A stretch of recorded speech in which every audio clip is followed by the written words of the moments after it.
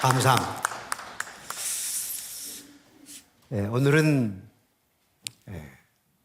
음력 설 지나고 첫째 주. 참 우리나라는 참 좋은 나라예요.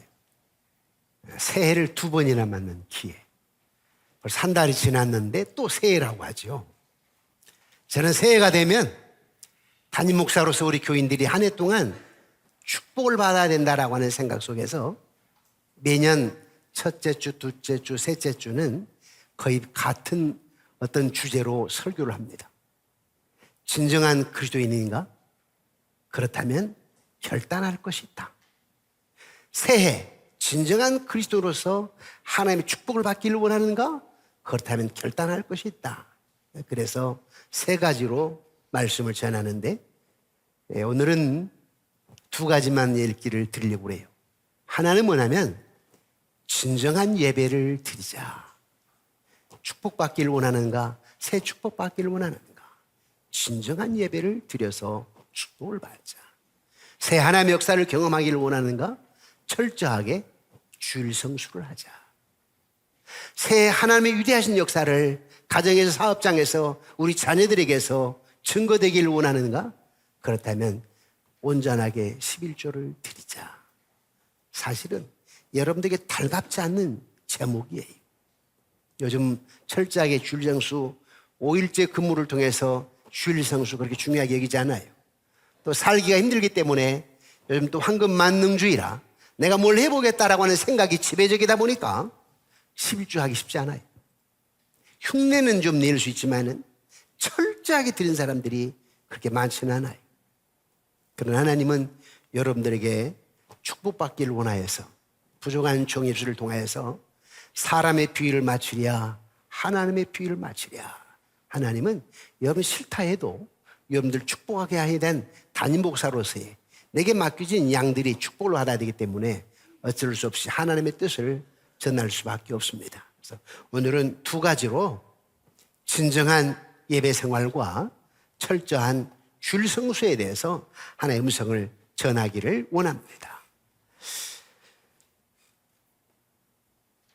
고대로부터 현대 이르기까지 모든 사람들의 마음속에는 인간보다 강한 힘이나 능력이 있다고 생각하는 그 무언가에 대해서 우상 숭배를 합니다. 하나님께서는 처음 인간 아담을 창조하실 때에 하나님의 형상을 따라 거룩하고 지혜롭게 창조하셔서 하나님과 교통하기를 원했습니다. 그리고 하나님을 경외하며 하나님 중심적인 삶을 살기를 원하셨습니다. 그러나 아담과 하와가 하나님과의 언약을 어기고 불순종함으로 죄가 들어왔어요. 그래서 하나님의 형상에 손상을 입었습니다. 그러다 보니까 하나님을 섬기는 대신 하나님께서 인간에게 다스리라고 허락하신 것들을, 즉 피조물들을 숭배하고 있어요.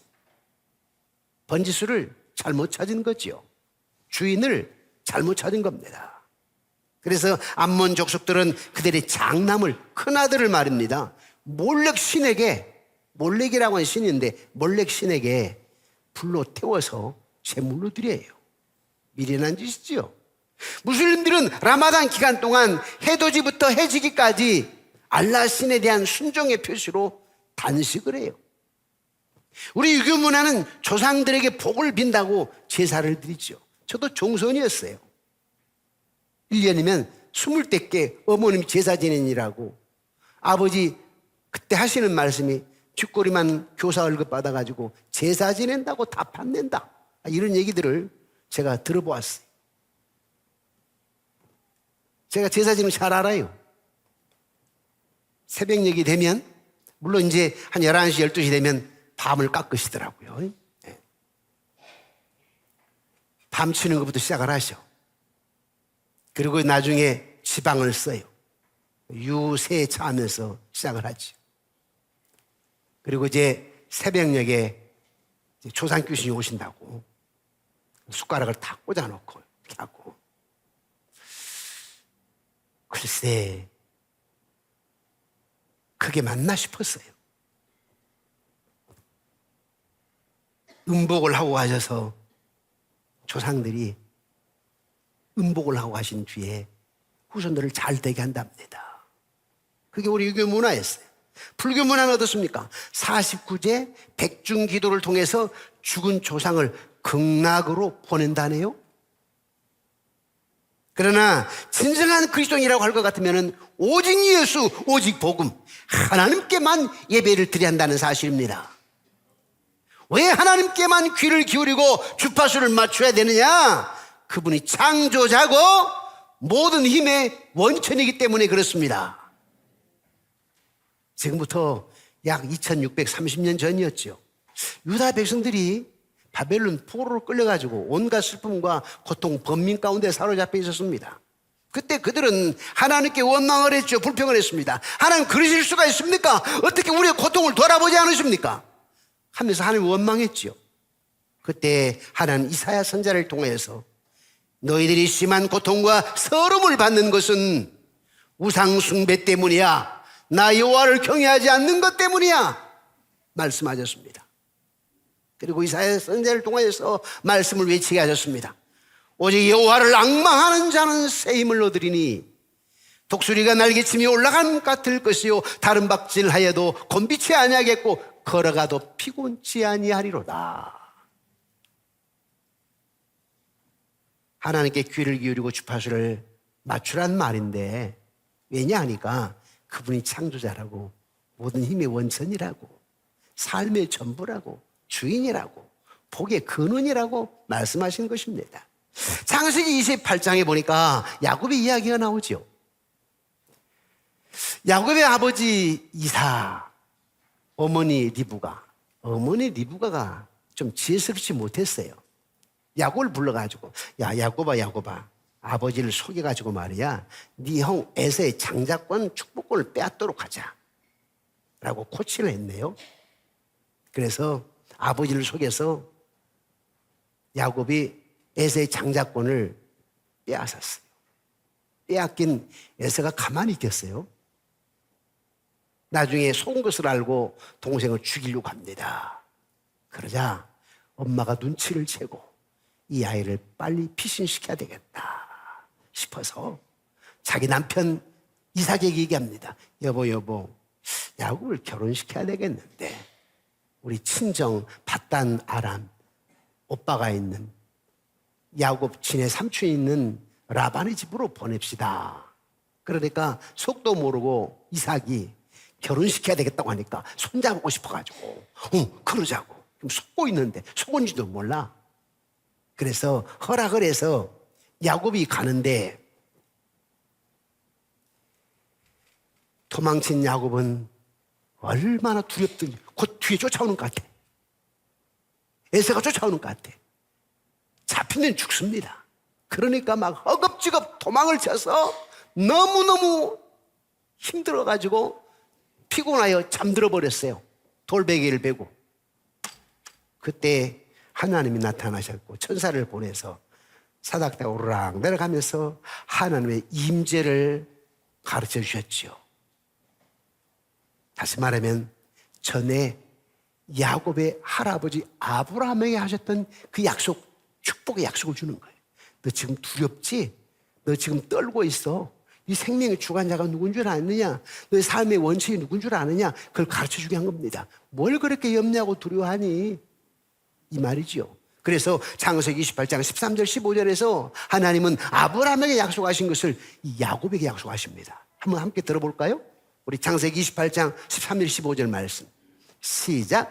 또 본즉 여호와께서 그 위에 서서 이르시되 나는 여호와니 너의 조부 아브라함의 하나님이요 이삭의 하나님이라. 내가 누워있는 땅을 내가 너와 내 자손에게 주리니 내 자손이 땅의 티끌같이 되어 내가 서쪽과 동쪽과 북쪽과 남쪽으로 퍼쳐나갈지며 땅의 모든 족속이 너와 내 자손으로 말미암아 복을 받으리라. 내가 너와 함께 있어 내가 어디로 가든지 너를 지키며 너를 이끌어 이 땅으로 돌아오게 할지라. 내가 내게 허락한 것을 다 이루기까지 너를 떠나지 아니하리라 하신지라. 끝났습니다. 끝났어. 이 약속이면 다 끝난 거지 뭐. 문제 다 해결한 겁니다. 지금 야곱은 생명에 대한 불안 가운데 있다고. 그리고 이제 낯선 땅으로 도망을 치는데 다시 오리라는 생각지도 못해요. 그런데 하나님이 약속을 주잖아요. 어떤 약속이에요? 생명의 문제, 땅의 문제, 그뿐이겠습니까? 아내 문제까지 돌아오겠다, 복을 받게 하겠다, 자손 있게 하겠다, 아내 문제까지 해결하는 거 아니에요? 생명 문제, 아내 문제, 물질 문제 다 해결이야. 그때 야곱이 하나님께 어떤 결심, 어떤 소원을 합니까? 하나님께서 내게 주신 모든 것에서 10분의 1을 반드시 하나님께 드리겠습니다. 그리고 만날 수 있고 믿을 수 있는 하나님을 예배하겠습니다 라고 소원합니다. 한마디로 말하면 내가 이런 축복의 구원의 약속을 받았으니까 반응으로 예배드리겠습니다 이 말입니다. 이게 예배예요. 오늘 여러분들이 예배드리잖아요. 날 구원하신 하나님, 영원한 생명을 주신 하나님, 그 구원의 은혜의 반응으로 내가 예배를 드리겠습니다. 아니, 하나님 내 삶의 전부라네. 여러분 인생의 전부가 되어주시겠다요. 여러분 지금 상황과 환경에 상관없이 여러분 불안, 긴장, 초조, 야곱과 같은 그런 상황이다 할지라도 야곱이 약속하신 하나님은 여러분들이 오늘 약속하신다니까요. 이미 하셨고, 그래서 내가 하나님께 예배 드리는 거예요. 이게 예배예요. 이게 결심이고. 또 보실까요? 이스라엘 백성들이 홍해바다를 건넌 뒤에, 즉 구원의 은총을 누린 뒤에 어떻게 반응했는가 볼까요? 출애굽기 14장 31절부터 15장 1절이에요. 함께 읽겠습니다. 시작. 이스라엘이 여호와께서 애굽 사람들에게 행하신 그 큰 능력을 보았으므로 백성이 여호와를 경외하며 여호와 그의 종 모세를 믿었더라. 이때에 모세와 이스라엘 자손이 이 노래로 여호와께 노래하니 일렀으되 내가 여호와를 찬송하리니 그는 높고 영화로우시며 말과 그 탄자를 바다에 던지셨습니다. 큰일 날 뻔했거든. 애굽의 군대가 추격해 와가지고 잡혀 다 죽임당할 수 있었다고. 그런데 어떻게 홍해바다를 쫙 갈라놓고 육지같이 건너게 하시고 애굽의 군대가 추격해 오는데 그 간발의 차이에서 우리 이스라엘 백성들은 다 무추로 올라왔을 때 그 바다에 즐비하게 애굽 군대가 있는데 추격해 오는데 물을 딱 합장시켜서 매장시켜버리냐, 추장시키냐 이거예요. 와, 원더풀 구원의 하나님. 그 구원의 은혜의 반응으로 뭐 하는 거예요?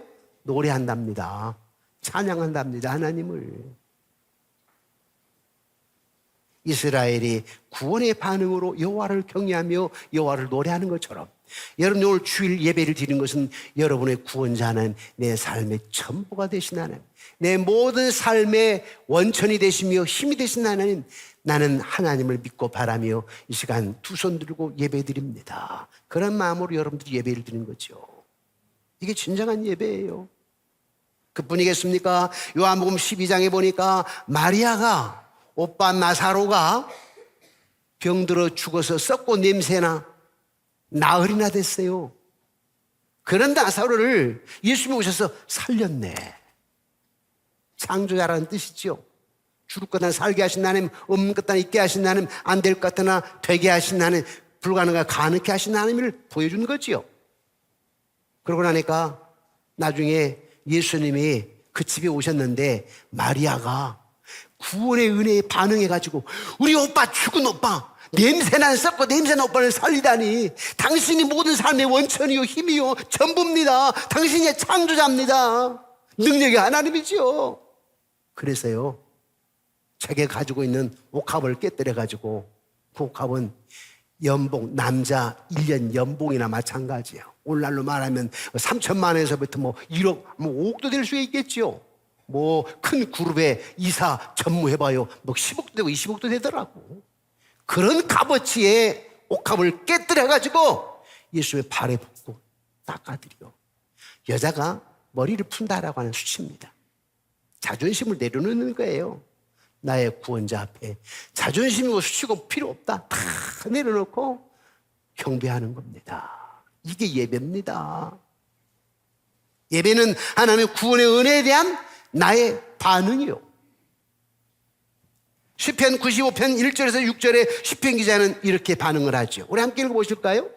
시작. 오라, 우리가 여호와께 노래하며 우리의 구원의 반석을 향하여 즐거이 외치자. 우리가 감사함으로 그 앞에 나아가며 시를 지어 즐거이 그를 노래하자. 여호와는 크신 하나님이시요 모든 신들보다 크신 왕이시기 때문이로다. 땅의 깊은 곳이 그의 손 안에 있으며 산들의 높은 곳도 그의 것이로다. 바다도 그의 것이라 그가 만드셨고 육지도 그의 손이 지으셨도다. 오라 우리가 굽혀 경배하며 우리를 친 여호와 앞에 무릎을 꿇자. 야, 구원의 여호와 하나님 앞에 굽혀 경배하고 무릎을 꿇잖아요. 이게 구원받은 자의 반응이 옳시다. 시편 기자 다윗만의 반응이어야 될까요? 시편 기자 다른 사람들만의 반응이 이렇게 돼야 될까요? 저와 여러분의 반응이 이런 예배로 반응이 돼야 됩니다. 로마서 12장 1절은 또 어떻게 합니까? 로마서 12장 1절 한번 볼까요? 시작. 그러므로 형제들아 내가 하나님의 모든 자비하심으로 너희를 권하노니 너희 몸을 하나님의 기뻐하시는 거룩한 산 제물로 드리라. 이는 너희가 드릴 영적 예배니라. 여러분 예배 드릴 때, 예배 시작할 때 우리가 인사하는 법이 있었지요. 제가 뭐라고 인사를 해요? 내 안에 계시고 예배당 안에 계시고 이 나라 안에 계신 하나님, 임재하신 하나님, 그분께 영광의 박수를 돌립시다. 시작하죠. 왜 제가 인사를 그렇게 하는지 아세요? 여러분 한 주 동안 상한 마음을 가지고 오신다고. 교회 안에도 관계성 속에서 원망하고 불평하고 좀 짜증난 사람도 있다고. 여러분들 보면 때로는 심지어 목사에도 그래요. 누군가 원망하고 자기 뜻대로 안 되면요 목사는 난도질해. 그러면 또 그걸 또 다른 사람한테 전하네. 그럼 받는 사람이 또 오해를 해가지고 실망해서 그러고 있네. 예배가 은혜가 되겠습니까? 아니 목사 원망하고 옆에 있는 장로님 집사님 원망하고 불평하고 그럼 예배 드리러 왔다고 그 예배가 온전하게 드려지겠느냐고요.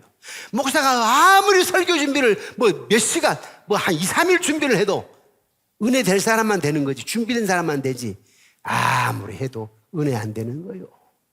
공치고 가요. 공치고. 요즘 우리 그런 얘기 하지요. 우리 뒤에도 얼마나 큰 빌딩이 지어졌어요. 주차 대수가 2,900대. 우리 교회는 주차 2,900대. 옆에 다 합치게 되면 약 3,000대 주차장이 있는 교회가 돼버렸어. 얼마나 감사한지 몰라요. 다 우리 거 아니에요, 주차장 밑에? 여기 지금 사거리, 교회포로 사거리만 나면 다 이게 다 된 거거든요. 곧 뜯는다고. 하게 되면 우리 옆으로 가가지고 이 주차장에 대면 돼. 이제는 학교 운동장 안 써도 될 정도예요. 얼마나 감사합니까?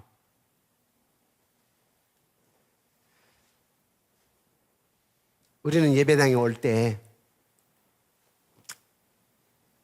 주님 바라보고 오는 거예요. 저도 목사니까 여러 사람을 대하면 속상할 때 있어요. 다 제 멋대로 판단하거든요. 그럴 때에 주님 나와 함께 하시고 주님 다 하시고 주님 살아계시고 그래서 예배가 되는 거예요. 어쩔 때는요 저도 인간이잖아요. 예를 들어서 누군가 안 왔어. 그러면 분명히 그분이 좀 시험에 든 걸 목사가 알아. 그러니까 그러면 안 되는데 오늘 와서 복을 받아야 되는데 목사도 인간이기 때문에 순간 초점이 거리 가버리네. 안 보여. 찬양하다가. 그러면 박자를 놓치기도 해요. 가사를 놓치기도 하고. 아까 제가 하나 실수했어. 보셨지요? 이게 인간이요. 그런데 하나님은요 저나 여러분 모든 사람에게 복 주시기를 원하신답니다. 진짜 복 주시기를 원하신다고. 하나님으로부터 복받는 비결이 뭐냐 하니까 여러분 결단하는 건데 진정한 예배입니다. 진정한 예배. 제가 설날 저는 이제 양가 부모님이 다 소천하셨으니까 어디 세배하러 갈 데가 없지요. 그리고 이제 사이 그리고 예비 사이 두 사이하고 딸들하고 손녀가 왔어요. 초등학교 3학년 손녀, 초등학교 1학년 들어가는 손자가 왔는데 이제 사이가 수요일날 예배 설교를 해야 되니까 그 전날 설날 전날 화요일날 왔어요.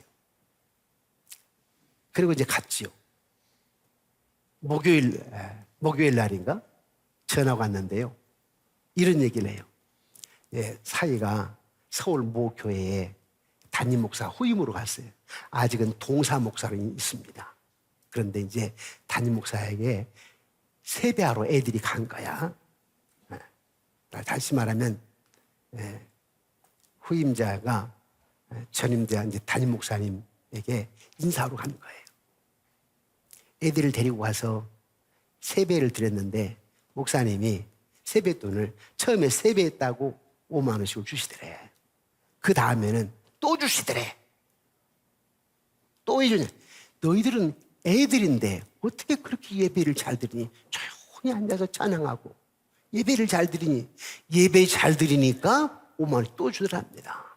제가 이걸 지금 자랑하기 위한 게 아니에요. 뭘 얘기하자고 하면은 애들도 예배를 잘 드려야 된다. 우리 어른들도 예배를 잘 드려야 된다.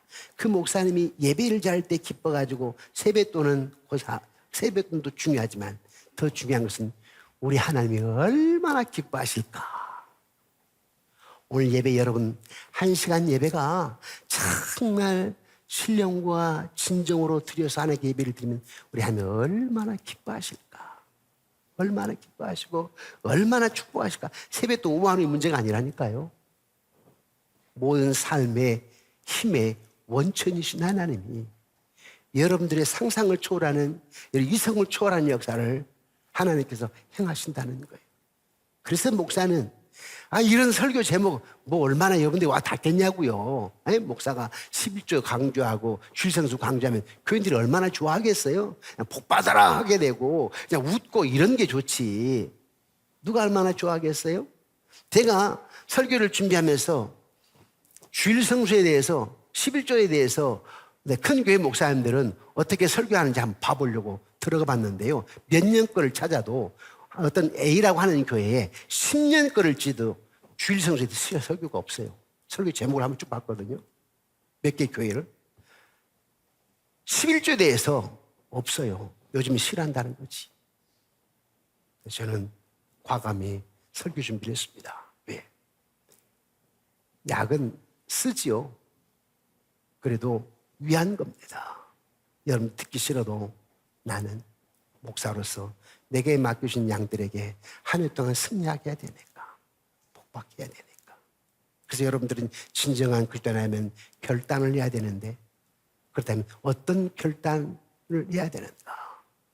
그것은 예배를 드려야 된다. 그래서 아까 창세기에 보니까 또 시편에 보니까 이사야서 보니까 다 뭐예요? 예배, 예배, 예배. 예배하는 자를 하나님이 축복하신다는 그런 내용이죠. 예배라고 하는 것은 개인적인 예배와 공적인 예배가 있습니다. 개인적인 예배라고 하는 것은 여러분들이 누구 아픈 자를 섬기는 마음으로 잠깐 가서 섬기는 것, 그것도 예배예요. 주님의 마음으로.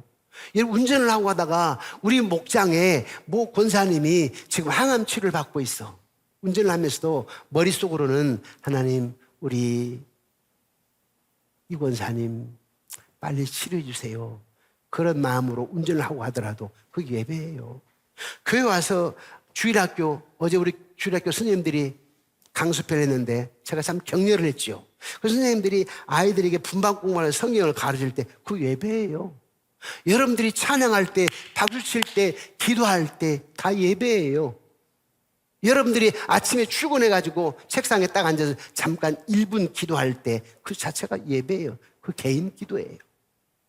개인 기도면서 개인 예배입니다. 그러나 공예배가 있습니다. 공적인 예배. 이 공적인 예배가 뭐예요? 주일 예배지요. 그런데 주일 예배가 왜 중요한지 아십니까? 이런 공적인 예배를 잘 드려야 여러분들이 평일에 평상시에 개인적인 예배가 될 수 있어요. 주일 예배도 온전하게 드리지 못하는데 개인 예배가 된다고요? No, 아니에요. 그래서 공적인 예배, 주일 예배를 철저하게 드려야 됩니다. 주일 예배를. 개인 예배는 평상시에 개인 예배 드리지만 반드시 주일 예배를 드려야 되는데 주일 성수도 못하면서 예배 승리자가 될 수 있느냐? No, 안 돼요. 주일 성수 온전하게 철저하게 주일 성수가 되지 않는 이상 여러분 평상시에 예배로 승리할 수가 없어요. 그런데 인생이라고 하는 것은 예배 승리자가 인생 승리자가 됩니다. 저는 가끔 그런 생각을 해봐요. 야, 내가 목사가 된 게 얼마나 축복인가. 그냥 솔직한 얘기로 요즘 정치하는 사람들 보면서 저도 가끔 그랬거든요. 어쩔 때는 하나님 목회 이만 이쯤 끝내고 하나님 끝나게 해주시고 나 국회의원 해가지고 좀 판 좀 뒤집으면 안 됩니까? 그럴 때가 있다니까요. 양해하시기 바랍니다. 저게 좀 정치 성향이 좀 있나 봐요. 하나님, 내가 목회가 너무 힘들어요. 그러니 하나님, 이제 그만하고 내가 국회의원 돼가지고 저 국회의사들 좀 뒤집고 싶습니다. 공의, 정의 좀. 법을 말하면서 법은 더 안 지키는 사람들 좀 뒤집어 놓고 싶습니다. 옛날에 김두한처럼 말입니다. 그런 마음이 들 때가 있다니까.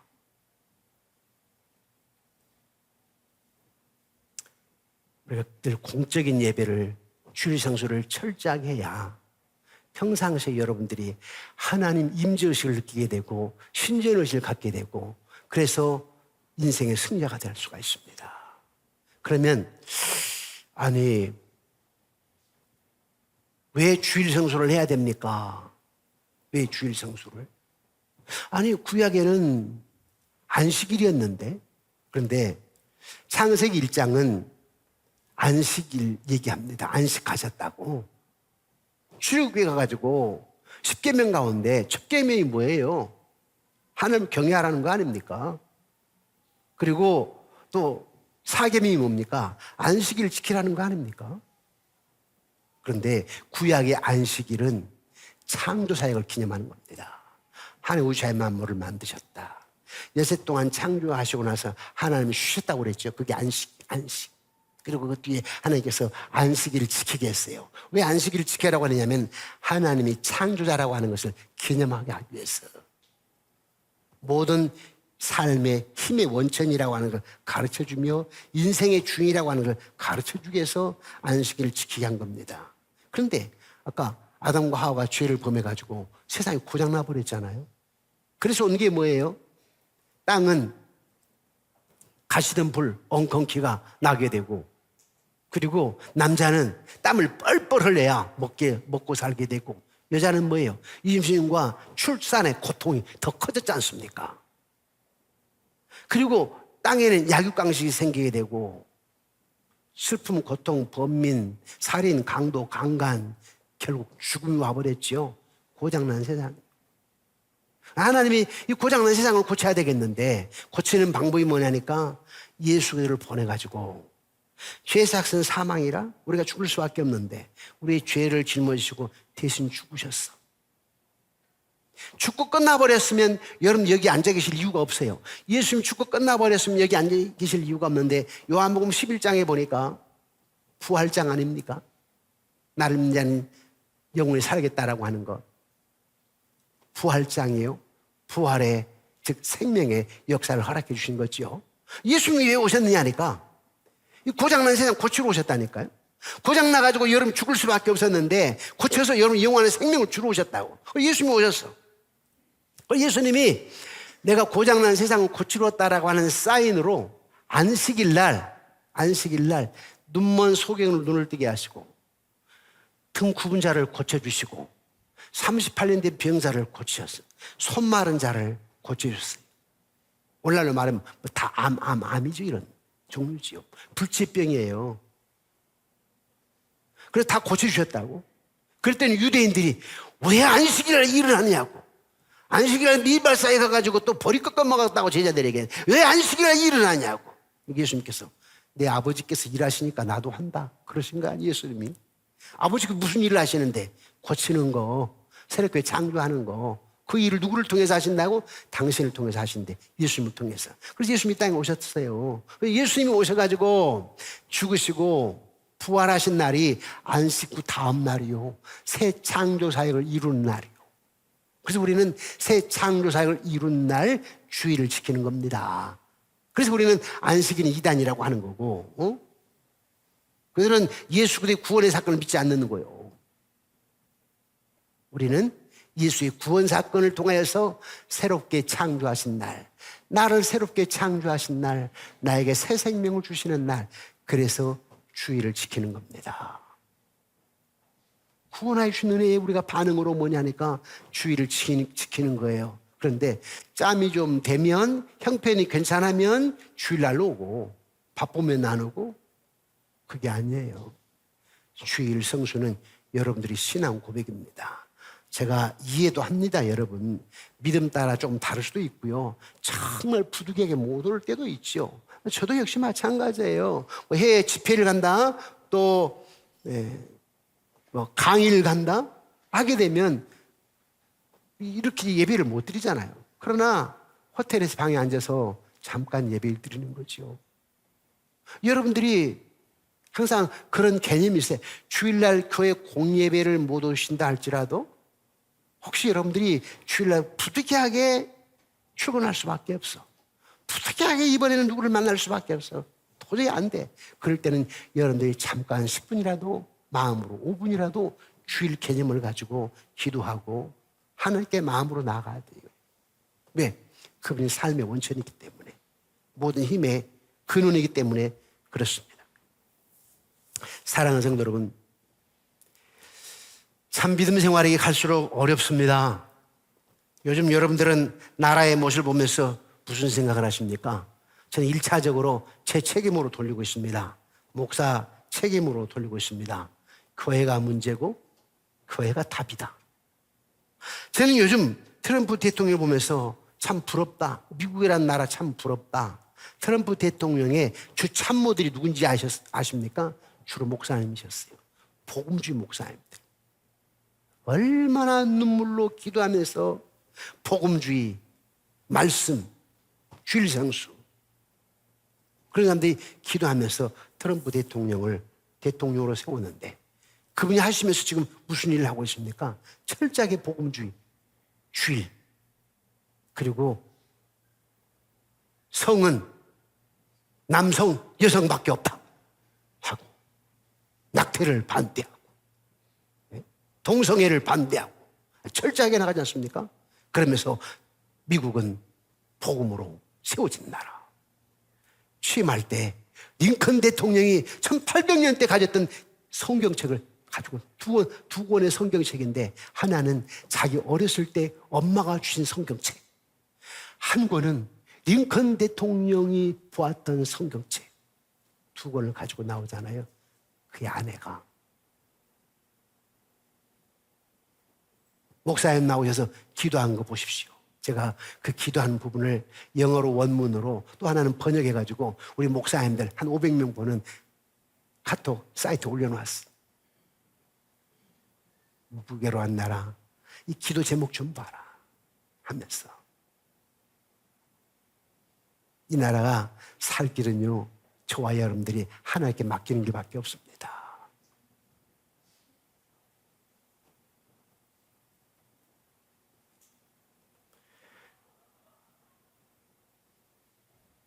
말씀을 맺겠습니다. 우리가 교회를 하다가 싸우기도 하고 상처도 받습니다. 원망도 하고 불평도 합니다. 그런데 무엇 때문에 교회를 시작하였는지, 무엇 때문에 예배를 드리는지, 무엇 때문에 내가 직분을 받았는지, 이게 본론을, 주를 모르는 경우들이 너무나 많아요.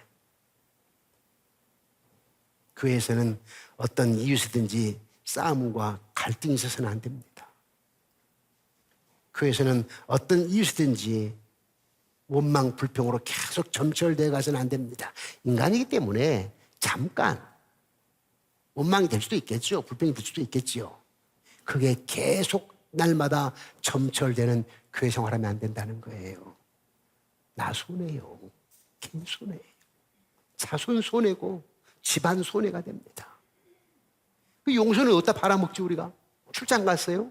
원망, 불평 속에 있다면 사랑과 용서는 어디 간 거예요? 사랑과 용서. 잠깐 그럴 수 있지만 내 본연의 자신은 그게 아니야. 왜 나에게 직분을 주었는가? 왜 교회를 나를 부르셨는가? 생각하면서 예배에 집중하고 주일성수로 집중하고 말씀에 집중하고 하나님의 귀를 기울이고 하나님께 주파수를 맞추고, 그래서 예배의 승리자가 인생 승리자가 된다라고 하는 걸 생각하면서 앞으로의 금년 한 해 동안 여러분 꼭 예배 승리자가 되기를 원합니다. 주님을 바라보면서 승리하시기를 원합니다. 하나님의 역사가 금년 말에 참 위대하신 분. 나는 예배 승리자. 나는 철저하게 주일 성수하고 다음 주에 말씀을 드리겠지만은 나는 온전하게 11조를 드림으로 하나님 앞에 신앙 고백으로 절대 주권을 믿는 믿음으로 나아감으로 말미암아 원더풀 와 하나님이 진짜네. 이성을 초월해서 상상을 초월해서 역사하시네. 간증거리가 되기를. 그래서 세상 많은 사람들에게 진짜 하나님의 복음을 전하여서 거룩한 영향력을 미치는 여러분, 있으나마나 하는 교인이 아니고 있으나마나 하는 크리스찬이 아니라 이웃 사람들에게, 여러분 형제들에게, 친척들에게도 거룩한 영향력을 미칠 수 있는, 저도 목회를 하면서 그래요. 우리 매제는 진짜 목사님이야. 야, 우리 오빠는 진짜 목사님이네.